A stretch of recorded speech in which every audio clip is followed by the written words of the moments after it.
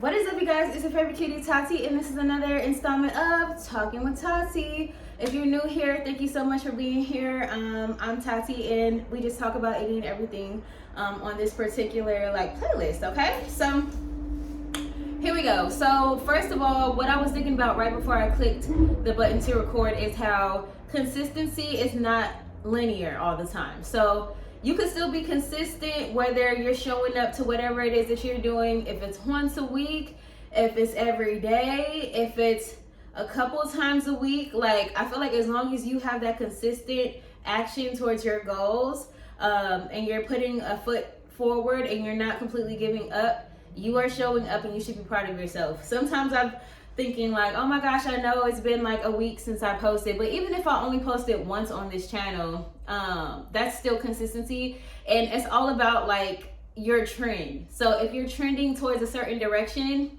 then you're doing a good job. If you tend to post more than you don't post, if you're at least making an effort to show up once a week, or even if it's just once every other week, it depends on your schedule and your goals. Be proud of yourself, because out of the 365 days, I can shoot for 365, but even if I don't make it to the full 365, I will probably at least make it to 150, 200, 265 even is great when I think about at least consistency when it comes to content creation.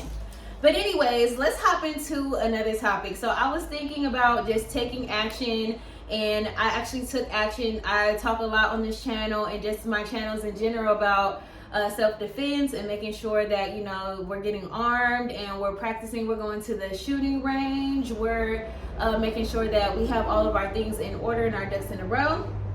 So this cutie is officially packing. I bought my first 2 firearms, and I'm super excited about that. And I'm excited to introduce my son to the sport of shooting and have him, work with an instructor. And then I'm also excited to get back into MMA. So I have a trainer. We're just trying to get our schedules together and get everything to align. But I'm super ready to hop back into it with everything that's going on.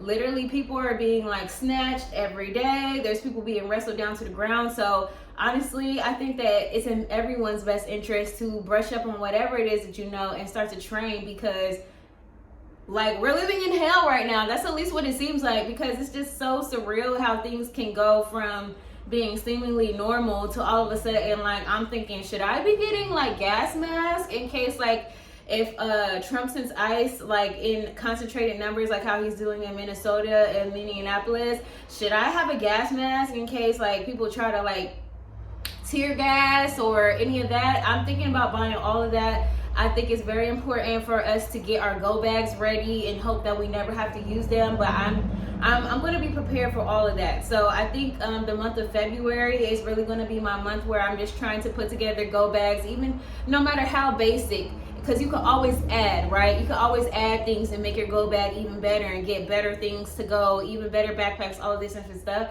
But I think it's time to work with what we have and have worst case scenario kind of preparation. I think everybody in the US should do that, because literally we're in a state of lawlessness right now. There's people literally getting away with murder. So let's be as prepared as we can be. If you can move, you are so blessed. Do that if you can, and hope for the best and start fresh if that's your journey. I love seeing videos of people who moved abroad and now they're just looking at all this chaos from a healthy, safe distance. But yeah, we're in a state of lawlessness right now, and it's time just to always be ready. You guys know what I say: if you get ready, or if you stay ready, you gotta get ready. So I just feel like that's hella important right now. And also, as well as going full force with whatever it is that you need to do to increase your income. Increase your income. And I don't want to hear any excuses. Everybody can increase their income. There's so many different ways. I'm not here to tell you how to do it. I'm not here to walk you step by step, but you should be looking at, what is it that I can do? What am I already doing? What am I bringing in? How can I maximize my income? And what, even if it's going to take a while, That's why I'm showing up here on YouTube, because I'm like, I will build this into an income, and I want to have at least one remote income. And I think that everybody should really consider, like, we're going into the future. It's time for us to at least have one remote thing that you can do if you did need to relocate last minute and you need to be able to continue to bring in funds, or even if you just need to leave and flee for a month or two. Is there anything that you can do to make sure that you have income regardless of where you are in the world? I think that that's very important in a time like this, because there's no promises and there's literally nobody to protect us at this point.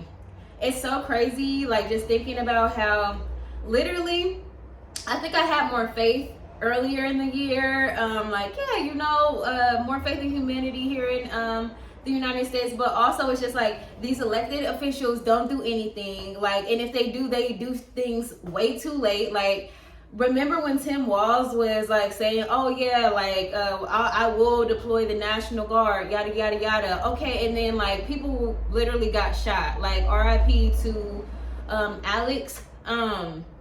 Maybe if he would have took action sooner, maybe he could have prevented that death, and maybe we could have had some sort of protections for the people. There's nobody to look up to right now.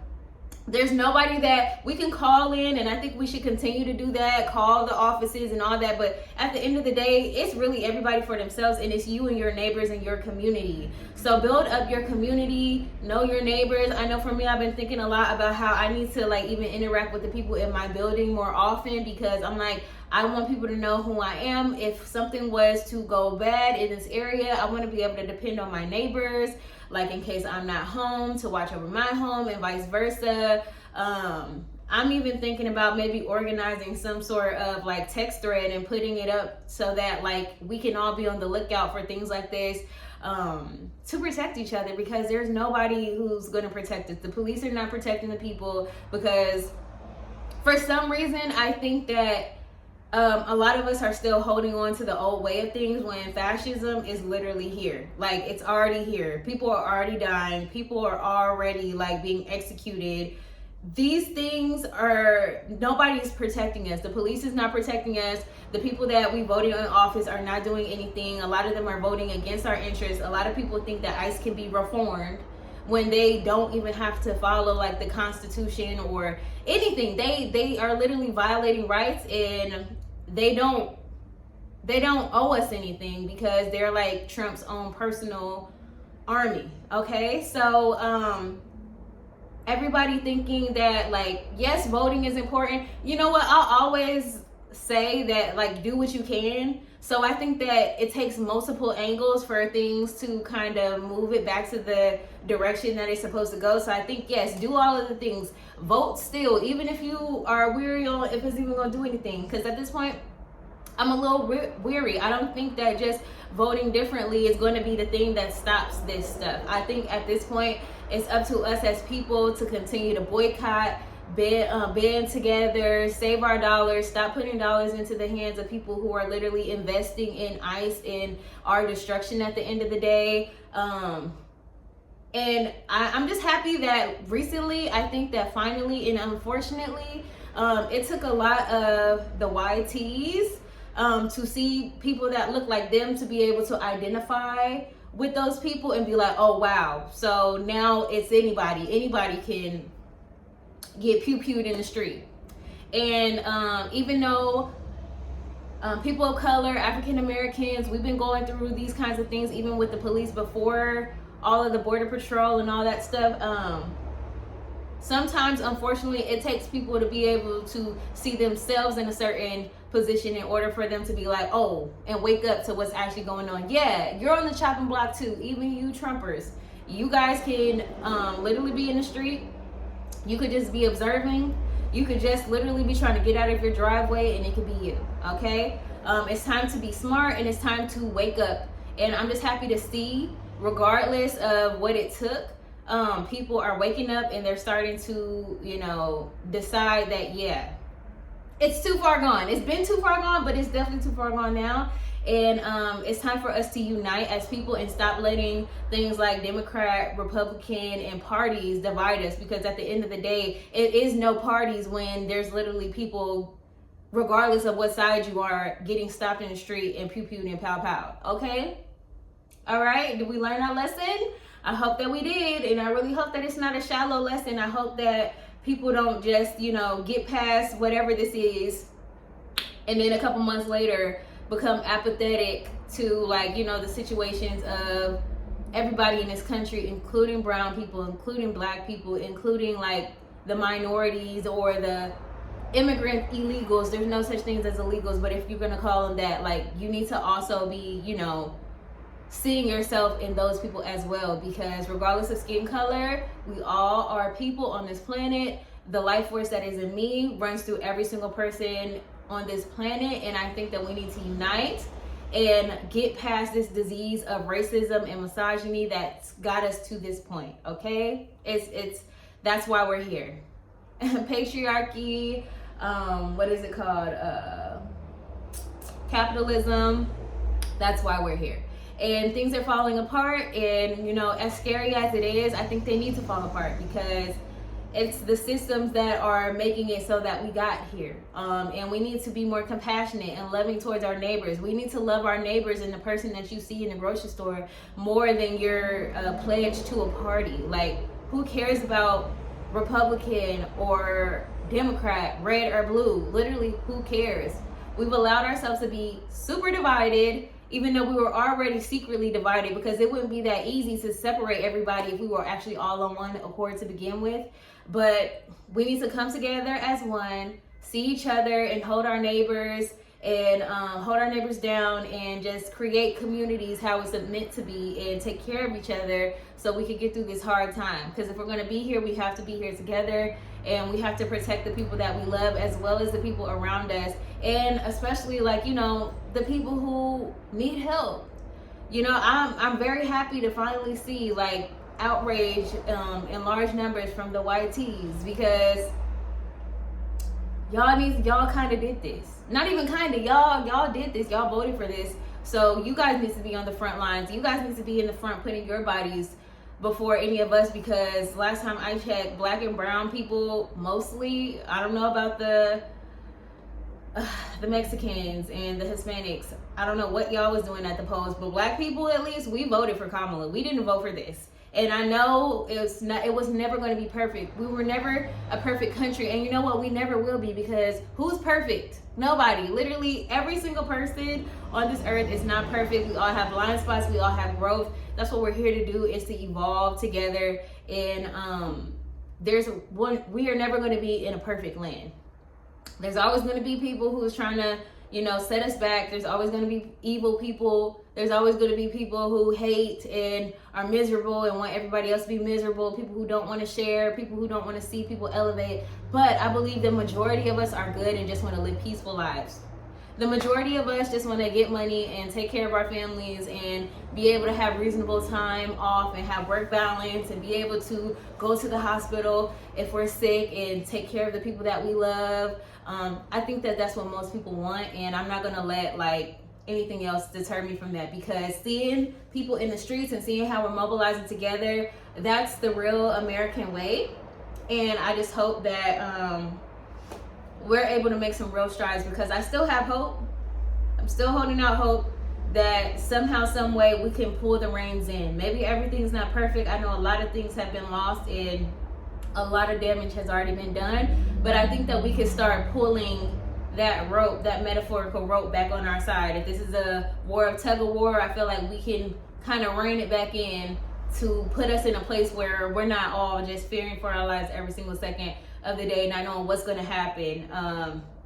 And I believe that we can hold these people accountable.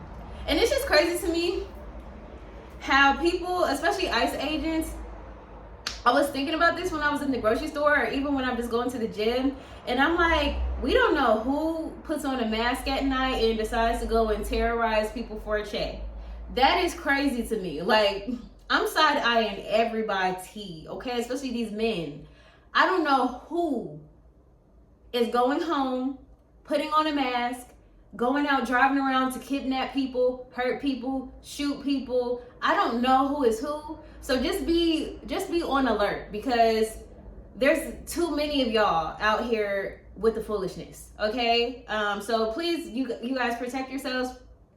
Continue to dox those people. Put out when you find these lists and stuff like that. Let's continue to share them so we can know who's among us, so we can know who's safe and who's not safe.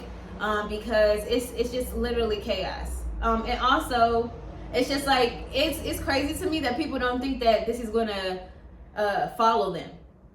You thinking that a mask or whatever, or thinking that you can shoot and execute people and you think that you're not going to be found out and held accountable is literally crazy. Because people are not going to forget.